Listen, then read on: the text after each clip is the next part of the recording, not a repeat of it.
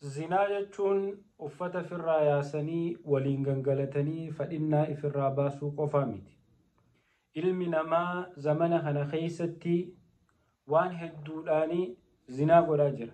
Karaa hedduun jechuudha. Obboleessa kiyya obboleettii tiyya hammeenya zinaa Rabbi subhaanahu wa ta'aalaa Qur'aana keessatti dubbatee jira. Walaa taqrabu zinaa. Zinaa ittiin dhiyaatina Rabbi subhaanahu wa ta'aalaa nun jee Qur'aana keessatti.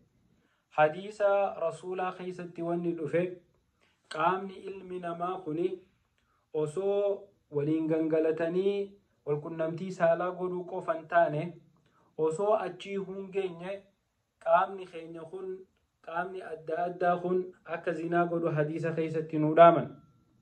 Sanirraa afaan kun zinaa godhaa je rasuulli Rabbi sallallahu alayhi wa sallam.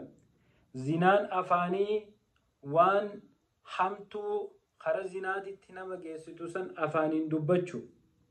Akkasuma ijji tun zinaa gooti waan zinaa itti nama geessituu fi zinaa taate ija tanaan laalu. Gurri kun zinaadha godha waan zinaa itti nama kakaasu gurraan dhagayu. Arrabni akkasi harki akkasi harki kun zinaa godhaa je rasuulli Rabbi sallallahu alayhi wa sallam. Zinaan harkaa maali? Intala fuudhuun si hayyamamtu. Intala ajnabii takka harka fuudhuun zina.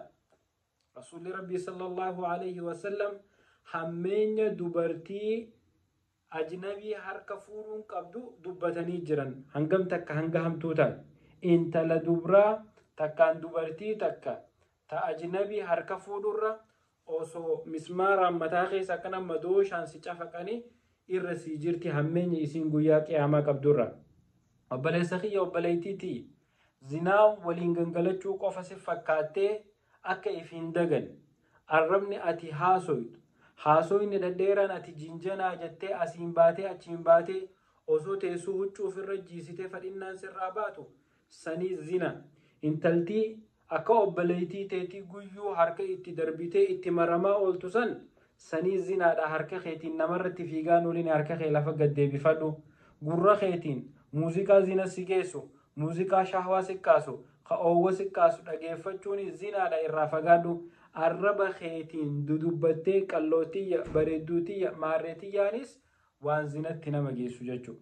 Kanaaf obboleeyyan kiyya zinaan fadhinnaa walqunnamtii saalaa godhanii ifirraa baasuu qofa osoo hin taane karaa kana hundaan argamtii hanga dandeenye zinaarraa if haa eeynu.